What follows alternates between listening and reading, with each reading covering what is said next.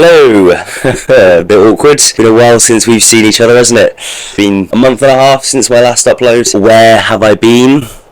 I got a promotion at work, not to show off or flex any of you guys. Yes, I have had some stuff going at work, which means that the last few weeks have been pretty chaotic. A lot been going on, so unfortunately these videos have fallen by the wayside. And I have actually hemorrhaged subscribers, which is good. But I need to worry about subscribers, but I had start of the month 240 and now I'm on like 237. So to those 3 people that unsubscribed, get fucked, okay? You are missing out on the rise of one of the greatest YouTube channels of the year. And of course, in my absence, an awful lot has happened in world football. I can't condense it all into this video, and I don't think that would be that interesting for me or you to watch. Obviously, England lost the European Championship finals to Spain. Commiserations to everybody that was supporting England on that day. Everyone kept describing England as a moments team, as a team that will win games in moments instead of playing a certain way to win a game. Which is fine. The way Spain play is so much more attractive, in my opinion, than the way that England played it anyway, and it's also clearly more effective. Spain won every single game in the Euros. They scored loads of goals, and like I said, especially in parts of that Euros final, I honestly thought it was like men versus boys. Spain were moving the ball around so well. I think as well, like Dani Olmo, obviously Lamine Yamal, Nico Williams, unbelievable players, and I think that the best team won, really. 2 consecutive Euros finals. I know obviously they haven't won a Euros yet, but I'm sure that it will happen one day, and it's no small feat, it's no easy feat to reach 2 Euros finals. So yeah, that's kind of my take on the Euros. Kind of related to England, well, it is directly related to England. In today's video, we're going to be talking about the legacy that Gareth Southgate has left behind him. He obviously stepped down for the England job a few days after the Euros final, and I think most people were expecting it, to be honest. If you take the football out of it, just doing that kind of job for 8 years is always going to tire you out. He probably is feeling quite burnt out, and it's time to go and relax in the sun, and we might see him in management again. I don't know. Like I said, I can understand why he stepped down. It's a lot of pressure, it's a lot of media scrutiny, it's a lot of being loved then hated, then loved then hated. When we think of our game, we love divisive figures in football. We love Jose Mourinho, Zlatan Ibrahimovic, Thogden. We love divisive characters who you can either love or hate. No one ever has a mild opinion on these guys. These sorts of guys who would rather be hated for who they are rather than being loved for who they're not. But one man who I think is the opposite of divisive is Gareth Southgate himself. And you can take a look at what Gareth Southgate has done and say, like, it is an unbelievable job. I see this all the time on the radio and on TV and YouTube and all this. People saying like, oh, after 2016, like, England were in turmoil, the disconnect between the fans and the team was at an all-time high, and Gareth Southgate has come in after that tournament and completely fixed everything. Gareth Southgate wasn't trying to fix one bad tournament or the reaction to one bad tournament. Euro 2008, England didn't qualify. South Africa 2010, England didn't even finish top of their group, then got knocked out to Germany. Then the Euros 2012 did a little bit better, but again, there was nothing to write home about. It didn't fill anyone with hope, like compared to Spain and Italy, especially in that tournament. England were never anywhere near those types of teams. Then the World Cup 2014, England didn't even make it out of their group. Obviously Euro 2016 got knocked out to Iceland. He's taken the England job back in 2016 or 17, whenever it was, after pretty much a decade of England fans hating the national team and constantly being let down by their national team and embarrassed. Premier League has always been branded as the best league in the world, the most exciting league in the world, but then when the national team doesn't play up to that standard, it's like, so what you're saying is you've got the league with the best foreign players, but in terms of domestic product, you're nowhere near where you should be. And I think that was the feeling that a lot of England fans had when Gareth Southgate came in to manage. And let's also not forget, Gareth Southgate wasn't just picking up the pieces of a horrific Euro 2016. We all seem to have forgotten that he wasn't even chosen to be Roy Hodgson's replacement after Euro 2016. That was meant to be Sam Allardyce. Sam Allardyce was the guy that was meant to do what Southgate has done, but instead he got, I can't even remember now, he advised somebody about something when he shouldn't have, and he got sacked after something like 100 days and 3 games in charge, or even less than that. I can't remember the exact stats, so don't crucify me for that. The state of the English national team they were in turmoil when Gareth Southgate took over. When Gareth Southgate did take over, because of the way he is, his character, his demeanour, it didn't fill everyone with confidence, because Gareth Southgate he's not like a Jose Mourinho, where he will walk out very proud, very loud, and you can feel him when he walks into a room. He seems quite a shy guy, he seems like quite introverted, he doesn't come across as, this big, loud, motivational character. He's quite astute, he seems quite like studious, I guess you could call him. So again, I can understand that in terms of his personality, it's not necessarily what you'd think would win a country tournament. But like I said, I think the biggest positive that you can take away from Gareth Southgate's time with England, I know everyone says it, but it's because it's true, is the feeling amongst the players and amongst the fans. It's kind of similar to, like, if you look at what Mikel Arteta has done at Arsenal. When he took over at Arsenal, they were at a point where they were a banter club, let's be honest. Everyone loved to laugh at Arsenal, and they were fucking dog shit. Arteta came in and he instilled a confidence within the players, and he got rid of players that were bad for the dressing room, and he instilled a confidence which came from himself within his players. Look at how Arsenal are doing now. They've had 2 consecutive second place finishes, and they're looking better. And that's the same case with England. When Southgate took over, there was always like a feeling of, okay, England, we just expect England to do shit at World Cups, and we expect England to do shit at Euros. If we look at England teams in years gone by, 2006, everyone always uses that as an example. England, on paper, had the best team in the tournament. They had pretty much a world-class player in every single position. But because there was no cohesion, there was no belief from the manager, that seeped into the team, and then that seeped into the fans, and it ended up in a shit show. Well, not a shit show, but just massively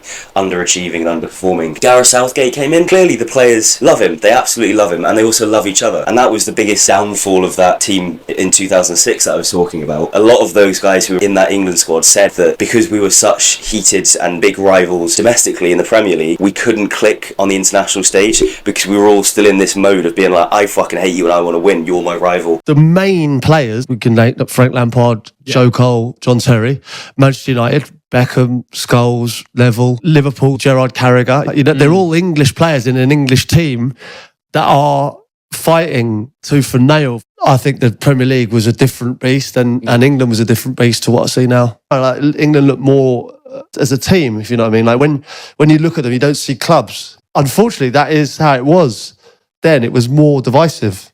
The way football was then, and the way I think the Premier League was better for it, but I think the national team suffered because of it. Gareth Southgate has completely got rid of any remnants of that sort of culture. Even though a lot of these guys do play against each other every week, are in direct competition with each other, they put that aside when they play for England, and you see guys like Declan Rice and Phil Foden and Bukayo Saka and Harry Kane all getting along like they're best mates. And I think that's why Gareth Southgate has been as successful as he has, is because he's almost given these players... The England camp just seems like a nice place to be for players. It seems like they can express themselves, they can have a laugh, the pressure isn't too extreme for them, therefore allows them to play football better, I guess. And like I said, that I think is one of the best things that Gareth Southgate did for England. However, for me, that's where the positives really end. The reason I think that England haven't won a trophy under Southgate is because Gareth Southgate isn't actually that good of a football manager. He stunk out the gaff when he managed Middlesbrough. He's a very conservative manager, right? When other teams go for a game and they try and win the game, Gareth Southgate, I think, often goes into these games with the mindset of let's just try not to lose. And I think the best example of that was realistically the Euro 2020 final, where England played Italy. England went ahead, Luke Shaw scored the goal, and then England essentially defended for 120 minutes. There wasn't another shot on goal. It was just very negative football. And I think that Gareth Southgate, whilst obviously, like I said, being a good man manager, the tactical side to his game isn't there. And England are never going to win an international tournament with Gareth Southgate. England,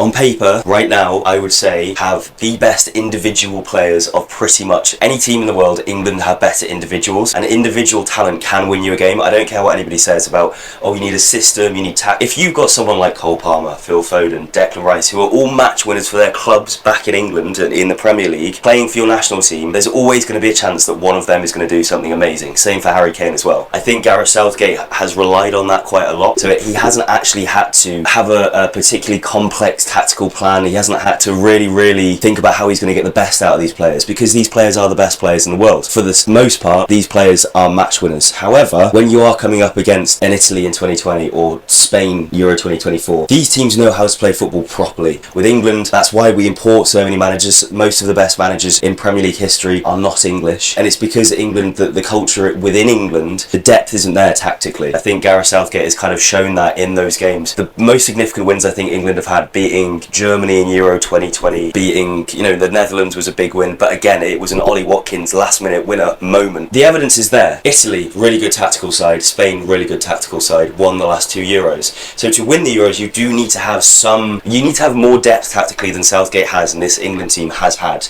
And like I said, unfortunately, Gareth Southgate, or fortunately, it depends which way you look at it, Gareth Southgate has got this unbelievable squad of individual players who are amazing as individuals and can win in games and have been winning in games. Say if Ollie Watkins, for whatever reason, you never know that if that moment is going to come. I think that England have just got, not lucky, or maybe lucky that they've had those moments in nearly every single game. There's always a 90th minute Cole Palmer, 90th minute. That's not going to win you the tournaments that England want to win. You're always going to be in this purgatory with Gareth Southgate. When you've got this team of individuals and you're constantly relying on moments, it's so easy for you to get out-tacticked, and that has happened on a few occasions whilst Gareth Southgate's been manager. It's a case of Gareth Southgate, like I said, in my opinion, could get to 150 Euros finals. I don't think he wins any of them, because I don't think it's Gareth Southgate that's winning these games of football. It's not the manager taking control and being like, this is the tactics I'm going to implement to win this game. He's very much been like, look, I'm just here to make you guys feel good. Harry, Phil, Kaio, you all feel good, and if you feel good off the pitch when you're in the camp with me and the lads, you know, then you'll feel good on the pitch, and that will increase the likelihood of you having that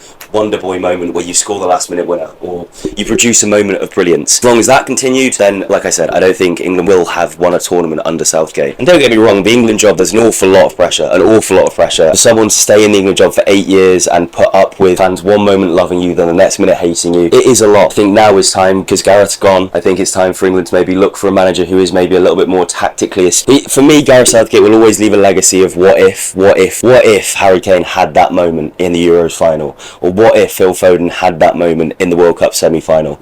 But ultimately, he's left with a positive legacy, I think, and a positive impact. He's made a positive change on the England national team, and I think he should be recognised for that. I don't think that he could have done a lot more, because I don't think he's actually capable of doing a lot more, because I think there are a lot more capable managers out there who could do a lot more with England. So yeah, that's kind of my take on Gareth Southgate. Lovely guy, brings good vibes. In terms of tactics, I don't think he was ever really at that top level, which in my opinion is why England struggled so much to get over that final hurdle and to win the match. It's just my opinion. So let me know what you guys think in the comments down below, and I will be trying to make some more videos soon, but realistically, do I give a fuck about what any of you little virgins think? Absolutely not. So on that note, have a good week guys, and I'll see you in the next video. Bye bye.